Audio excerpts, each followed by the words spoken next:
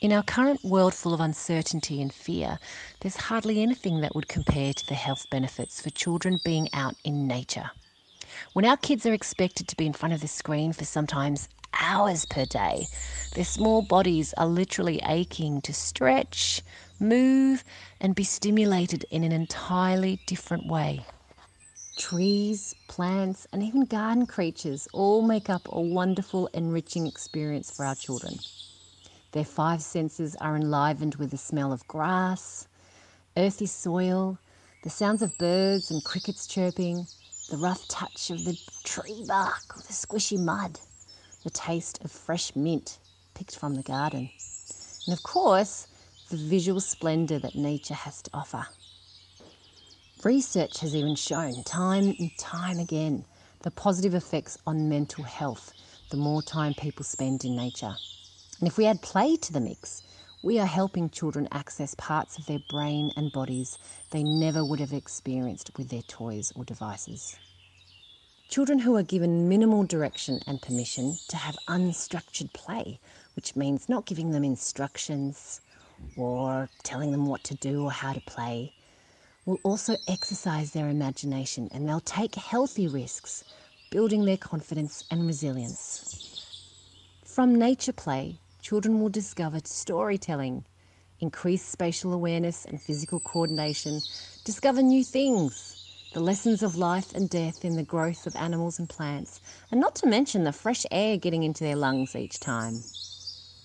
If you are a parent who feels anxious even just thinking about their child balancing on a log or looking at a spider, I encourage you to practice taking risks yourself, to role model a more relaxed attitude and therefore appreciation of outdoor play.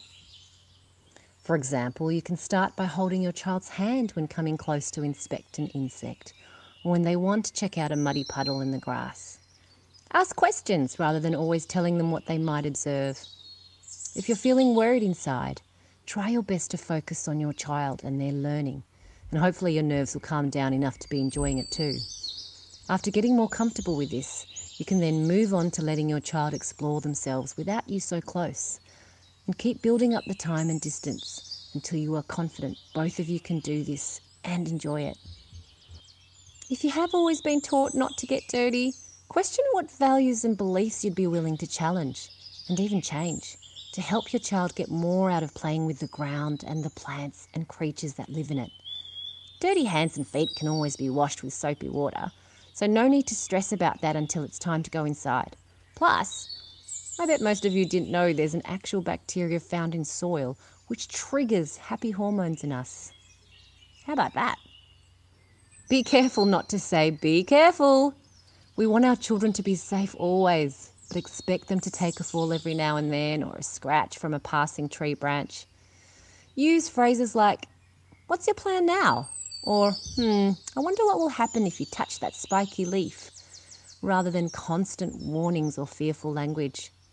Your child will learn the ways they are meant to, and most of all discover that the natural world is full of beauty and amazement, not dangers or pain. And not to worry if you have more than one child.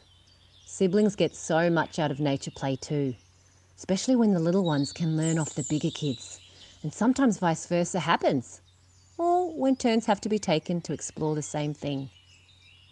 Importantly, the wonderful memories created outside the four walls of our homes will last a lifetime and build our children's connection with our natural world and our roles as global citizens in protecting it.